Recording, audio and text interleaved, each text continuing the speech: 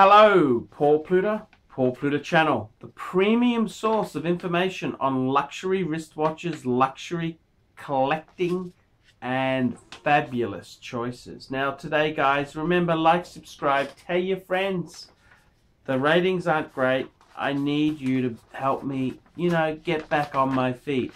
Man cannot live on Google Ads alone, so please consider sponsoring me on Patreon. Look in the description for 10 ways you can help me. I got watches for sale. I'm helping people sell. I got paid reviews.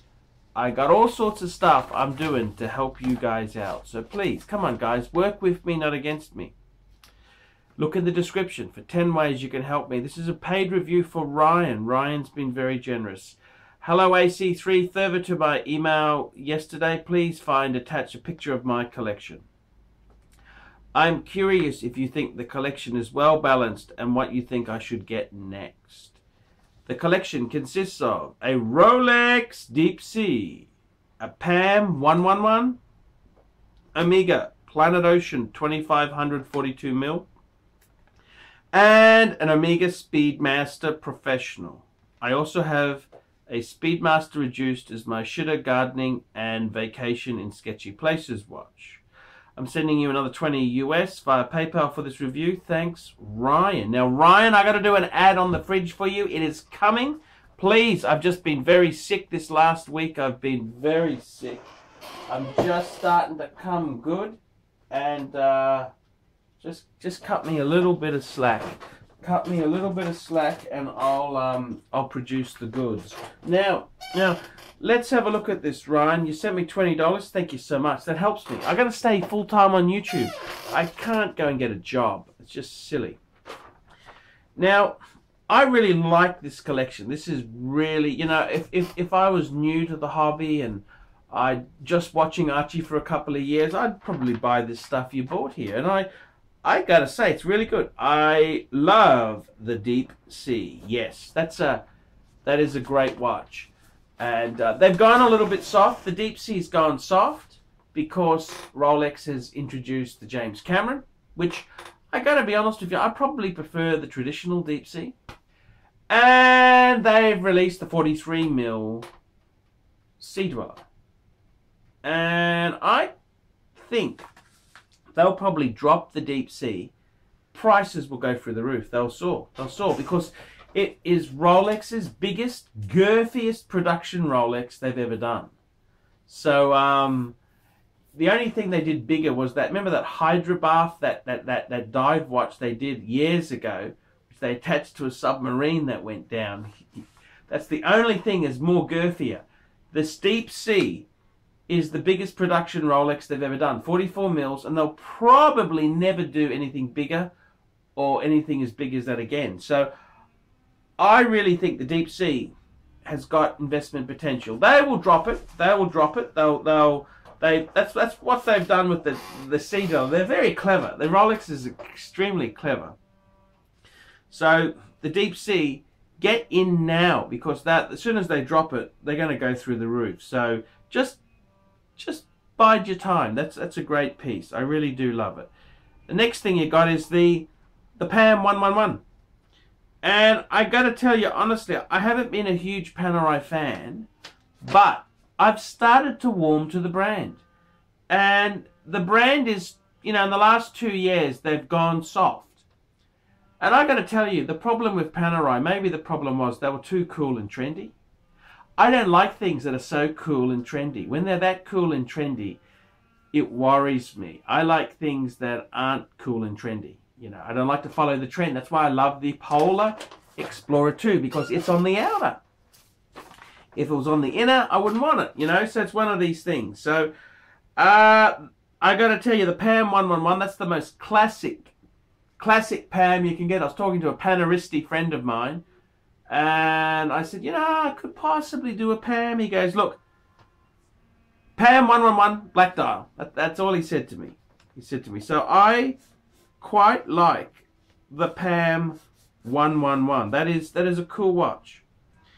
Then you've got a Planet Ocean 2500 42mm. Now I got to tell you, I love it. I love it. Okay, it's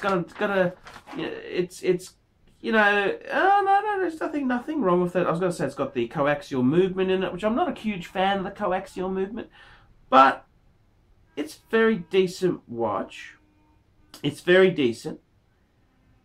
And I really do like it. I really do like it. Nothing wrong with that. I actually like it. I like it a lot. That looks really cool. And then you've got the Omega Speedmaster Man on the Moon. Speedmaster Professional, the Man on the Moon. And that's a great watch. Every collection needs one of those. Whether you collect dress watches, whether you collect sports, whether you collect icons, you've got to go with that. And I got to tell you, in all honesty, the reduced, maybe it's not as shitter as, I don't know if I'd wear it for gardening. I mean, ooh, that's getting a bit, it is an Omega, man. Just a little bit of respect, please. A little bit of respect for it. You're supposed to wear the Casio G-Shock for gardening, okay? Just a little bit of respect, if you don't mind. What do I think of your collection? I like it. I like it. I like it. These are nice things. So curious if you think the collection is well balanced. Look, I would say, you know, as far as the balance goes, you're very heavy for divers. You got a very big diver bias there, diver bias. So you know, as far as balance goes, you wouldn't say it's balanced. I mean, balanced would be a balanced collection would be a GMT function watch, a diver, a chronograph, and a dress watch. That'd be a balanced watch. Or a balanced collection would be 2 steel sports and 2 dress watches. You know, that's kind of balanced. So it isn't balanced. No. Definitely it's not balanced, okay? I'm sorry. I don't want to cheese you off or annoy you, but no, it's not balanced. Now, does it have to be balanced? You got to buy what you like. I mean, I was talking to someone about this hobby the other day, and I said, you know, you got to buy what you like. What makes you happy? If you like divers, buy divers. You like dress watches, buy dress watches. I like your collection. Doesn't mean I don't like your collection. I actually like it. I do like it. I do like it. You know, I would be inclined to add a GMT. I think that's what it's missing out on, is a quality a GMT function watch. Now, what would I add? What would I add to this collection here? Well, I mean, I always say Polar Explorer, but I think let's just back the truck up. If you've got a you're really a modern collector. I can see you've got some really cool icons here. I would have to say you'd be better off to add a I'd add a Batman, a ceramic Batman, because you've already got the deep sea, so you're modernish. I think that's what I'd do. If I didn't go Batman, I would go black ceramic. I reckon that'd be equally. Actually, that'd probably be cooler. The Batman's a bit. It's a bit too popular. You know what I mean. I'd probably go black, because you get that good discount on that. You know, you're buying on the pre-owned market. I reckon that'd give you. So that'd give you 2 Rolex. You'd have 2 Omegas, right? 2 Rolex. And then, you know, to give it a bit more balance there, you've got the Panerai. I'd be adding something else. I reckon that'd be a perfectly balanced collection. So you say to me, well, what would you add, Archie? What would you add? Well, you know, I'd normally say add a Reverso, a big size Reverso Grand. I'd add a Reverso Grand, but I don't think you're a dress sort of guy. I don't think you're a dress sort of guy. I'd possibly add a an IWC, right? You can add like a, because you like big watches. No point me recommending you a dress watch if you're not gonna. There's no point me trying to sell you a suit if you're not going to wear the bloody thing. It's going to sit in the cupboard, then you're going to put on weight, and in 10 years' time, your wife's going to throw it out to the Salvation Army. So what you got to do is, you got to say, okay, I'd say IWC, something like a, you could, like I got an Ingenua, I love that. That's a nice big size piece, but you could go, actually they've gone smaller. Can you believe this? IWC had the 42.5 mil Ingie, and then they go to a 40 mil. Silly, silly, silly. I'd go Big Pilot. Big Pilot, I reckon that'd be cool. The other thing you could add there is some sort of Breitling. You know, you could add whatever you wanted to there. You know what would be really cool? I know this is going to really destroy the balance even further, but a Breitling Super Ocean Heritage. You know what I mean? Like a Super Ocean Heritage. Alright? Like on that mesh type of, you could even get it with a blue dial. Super Ocean Heritage. So that way there, you're going to have 6 pieces in the collection, right? Listen to me. Hear this out. Listen to this. You're going to have 2 Rolex, 2 Omega, and 2 Independents. The Independents would be your Panerai, you already got, and a Breitling Super Ocean Heritage. And you'd also have, how's this? As the backbone, how many divers would we have then? 1, you'd have the Omega Planet Ocean, that's 1 diver. The Deep Sea, that's 2 diver. The Panerai and the Super Ocean. So you'd have 4 divers. 4 divers.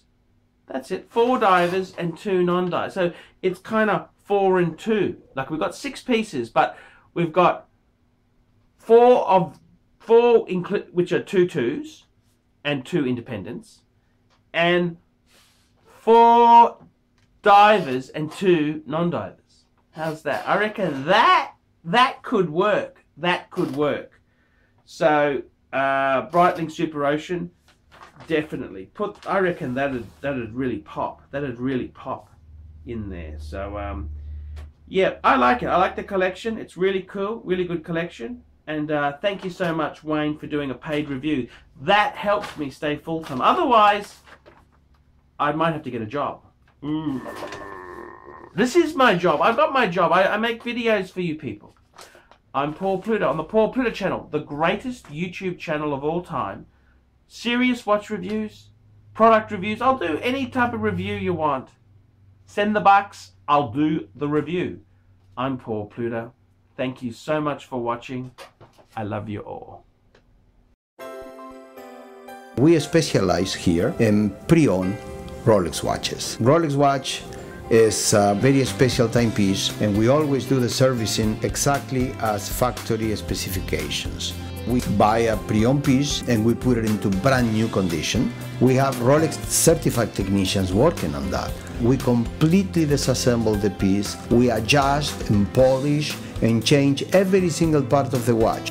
You have to have certified watchmakers that know what they're doing. If you have an expensive car, you're just not going to bring it to any mechanic that doesn't know what they're doing. You spend $5,000, it's like if you put money in the safe deposit box. And 1 or 2 years from now, you will keep having your $5,000. We have to spend a lot of money to get all this equipment together, but makes me feel I'm doing what I'm supposed to do. It's not a question of money, it's my passion. Jewelers on time, simply the best.